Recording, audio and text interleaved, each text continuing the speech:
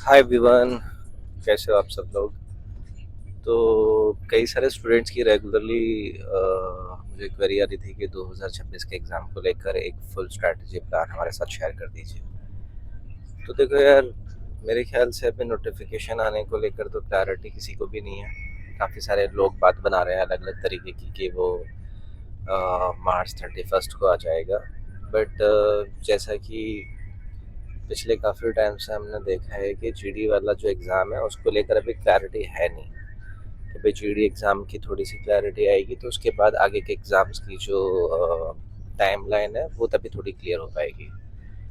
But उस चीज़ को अगर मैं थोड़ा सा साइड रखूँ, ये मान के चलूँ कि आगे आने वाले टाइम में मैनेजमेंट रिलेटेड जितनी भी एक्टिविटीज़ हैं अगर वो सॉर्टेड होती हैं, जो ऑलरेडी पेंडिंग एग्ज़ाम्स हैं उनकी टाइमलाइन को क्लैरिटी मिलती है, तो उस हिसाब से हम ये मानकर चल सकते हैं कि अगले 1 डेढ़ महीने में हमें नोटिफिकेशन तो एटलीस्ट देखने के लिए मिल जाए।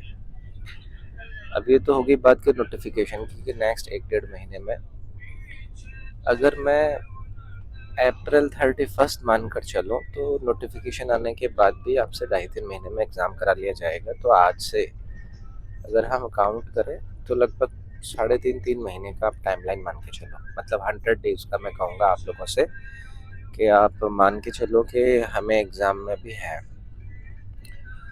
तो इसी हिसाब से इन 100 डेज को हम डिवाइड करके सारी चीज़ों को डिवाइड करेंगे, अपने सिलेबस को डिवाइड करेंगे। अब ये जो लास्ट वाले डेज होते हैं ना, इसके अंदर हमारी स्ट्रैटेजी हर सब्जेक्ट को लेकर थोड़ी सी इम्पोर्टेंट हो जाती है, क्योंकि इस समय पर हम जो सिलेबस है उसको तो देखो पूरा कर नहीं पाएंगे। आप सिर्फ जीएस का इस सिलेबस उठाकर देख लो, आपको history, polity, geography, economy, science, static, current, computer के भी कुछ कुछ सवाल पूछते हैं। तो अगर हम उसको थॉरोली लेकर जाएंगे तो वो प्रैक्टिकली पॉसिबल नहीं है। तो जो चीज़ प्रैक्टिकली पॉसिबल नहीं है उस पर अननेसेसरी हमें अपने इतने इम्पोर्टेंट टाइम के अंदर टाइम खपाना मेरे ख्याल से सही नहीं रहेगा। तो हम क्या करेंगे कि ऐसी स्ट्रैटेजी बनाएंगे जिसमें हम ऐसे टॉपिक्स जिनसे वेटेज और जिनका जो सवालों का पूछा जाना है वो उतना ज़्यादा नहीं रहा है पिछले कुछ टाइम में, हम उनको ऐसा कर सकते हैं कि हम उनको स्किप कर दें। जैसे कि हिस्ट्री वाले पोर्शन में मैं आपसे कहूँ, हम एंशंट हिस्ट्री की काफ़ी सारी चीज़ों को अवॉइड कर सकते हैं। हम स्टोन एज वाला जो पोर्शन है उसको अवॉइड कर सकते हैं। हम जब अर्ली मिडिवल हिस्ट्री वाला डिस्कशन करते हैं तो वहाँ पर हमें कुछ साउथ इंडियन डायनेस्टीज़ वगैरह नज़र आती हैं, किंगडम्स नज़र आती है, हम उनके डिस्कशन को स्किप कर सकते हैं। तो कुल मिलाकर वो वाला पोर्शन जहाँ से चीज़ें उतनी ज़्यादा वेटेज अपना नहीं रखती है, हम उन पोर्शंस को हटा सकते हैं।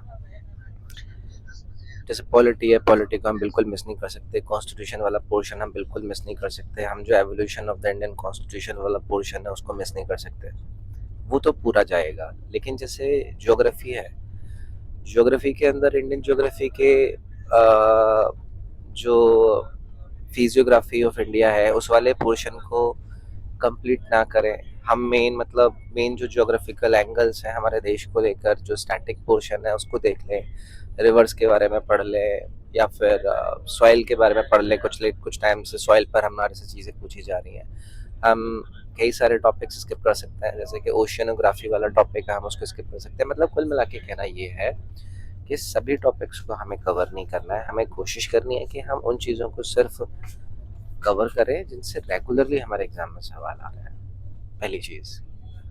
अब ये देखो खुद ही हाईलाइट करना पड़ेगा, बाकी नहीं तो मैं भी आपके साथ आपके टेलीग्राम वगैरह पर वो सारे टॉपिक्स जो अभी हमें करने चाहिए इन लास्ट दिनों में वो शेयर कर दूंगा। ये चीज़ से रिलेटेड बातें हो गई। इंग्लिश के अंदर तो देखो ग्रामर आपको कंप्रिहेंसिवली पूरा करना पड़ेगा, जितने भी वो मोस्ट इम्पोर्टेंट 100 150 200 रूल्स होते हैं वो हमें गो थ्रू करने पड़ेंगे, क्योंकि ग्रामर से फिर हमारा ना एक तो एरर डिटेक्शन वाला पोर्शन, सेंटेंस इम्प्रूवमेंट वाला पोर्शन, फिलर्स वाला पोर्शन, काफ़ी सारी जगहों पर वो यूज़फुल हो जाता है। वोकेबलरी डेली बेसिस पर हम लगा सकते हैं, वोकेबलरी को डेली बेसिस पर लगाओ। स्पेसिफिकली हम पहले जो प्रीवियस ईयर वाली वोकैब है उसको एक बार यूज़ कर लें, फिर देन हम नए शब्दों पर चले जाएं। कॉम्प्रिहेंशन को इम्प्रूव करने के लिए हमें डेली रीडिंग हैबिट को इम्प्रूव करना पड़ेगा। 10 से 15 मिनट आप किसी अपने इंटरेस्टिंग टॉपिक को रीड आउट कर सकते हैं। उस पर थोड़ी सी आपकी अगर रीडिंग हैबिट बनेगी तो हम चीज़ों को जब एग्ज़ाम के अंदर देखते हैं कॉम्प्रिहेंशन या फिर क्लोज टेस्ट के फॉर्म में, तो हम उसको कॉम्प्रिहेंड अच्छा कर पाते हैं, हम उसका एक एक्चुअल में जो मतलब है उसके अंदर जिन बातों को कहा गया है वो समझ पाते हैं। अगर हम वो समझ गए हैं तो हम फिर आंसर भी अच्छे से कर पाते हैं।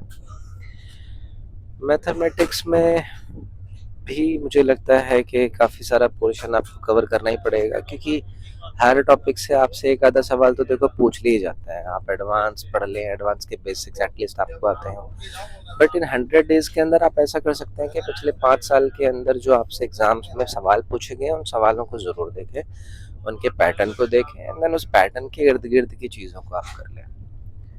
तो ये एक इम्पॉर्टेंट चीज़ है। रीजनिंग भी, मतलब मॉक वगैरह जब आप लगाओ तो मॉक्स के अंदर अगर आपको लगता है किसी टॉपिक्स में आपको डिफ़िकल्टी हो रही है तो उस पर आप प्रैक्टिस कर सकते हैं। बट वैसे रीजनिंग के अंदर उतनी प्रॉब्लम होती नहीं, 2-3 चीज़ें ही हैं। जब हम एनालॉजी बेस्ड कोई सवाल करते हैं तो वहाँ पर कभी कभी इश्यूज आ जाते हैं, तो वहाँ पर एक बार काम करा जा सकता है।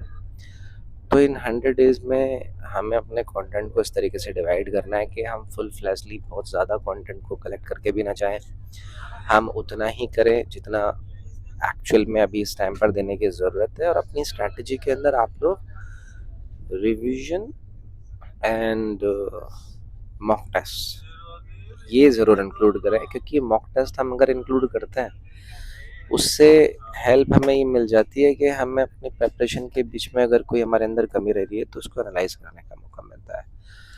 तो ये कुछ बेसिक चीज़ है। तो बाकी टॉपिक वाइज भी स्ट्रैटेजी हम लेकर आएंगे, टॉपिक वाइज फिर थोड़ा सा ज़्यादा ओपनली हम चीज़ों को एक बार खोल कर देखेंगे तो उससे और ज़्यादा मज़ा आएगा। बाकी आप कमेंट कर दीजिएगा मुझे, कोई भी अगर आपको लगता है कि डाउट वगैरह है।